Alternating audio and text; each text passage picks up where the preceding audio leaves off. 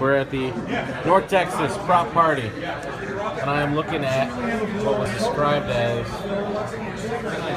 an all-real Obi Saber, correct? Real parts Obi Saber, that is correct. Real parts Obi. This is exciting. All right. Okay. So let's go down through here so people who don't know, they can see what it takes to make what I consider this this is like the Saber of all sabers. Yes.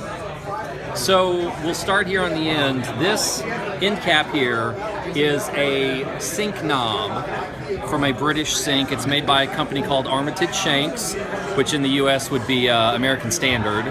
And I have a cold, we don't know if it was a cold or hot side, so that's this piece here. The next piece is, this is the end of a machine gun, the end of a Browning machine gun.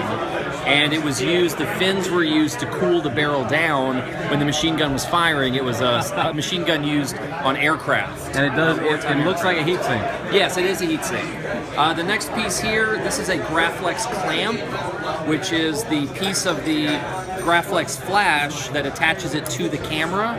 When you have a big 4x5 camera, this is the piece that would actually attach it to see that logo, because I'm pretty sure everybody knows that Graflex right there. Most of the Sabers, you have some other ones. Yeah, here. there's a Graflex right here. They're pretty much all flashes because that's what the prop guy would have had a big pile of. So we got the same clamp there on the Luke Saber, and in the clamp we have This was a magnifying bubble strip that was used in Texas Instrument calculators that were made in 1974 and 1975.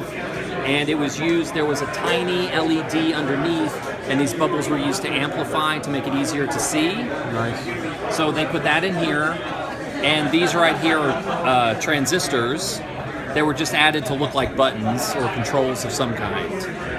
The next piece here, this entire assembly right here, this is a 1912 Hales rifle rod grenade. And the part that you can't see that's inside the clamp, there's an end cap, and this entire assembly would go down the barrel of a rifle. And the soldier would point it at the enemy and pull the trigger of his rifle, and this entire grenade would fly across the battlefield, and then when it lands down, it explodes, and these are all the little steel fragments that with the shrapnel that would come out. So that's a real one. A real, and real. All this is real. And again, the reason that we think the prop master would have this is that Elstree Studios is in England. Right. So this is typical what you'd see in a military surplus. Yes, yeah. British sinks, Browning machine guns, but used on British planes. Graflex Clamp was American, and so was the bubble strip. This would be made by the British military. And Baptiste of London, the prop house, would have had this available to them for war movies. So it would have been in the prop house also. The last piece here, this is what's known as a flame tube balancing pipe. And in a Rolls-Royce jet engine that was used in the British Meteor jet aircraft, the engine has these flame tubes that go around it, and there's 9 of them. There's one over there on the other table. And we'll go check that out.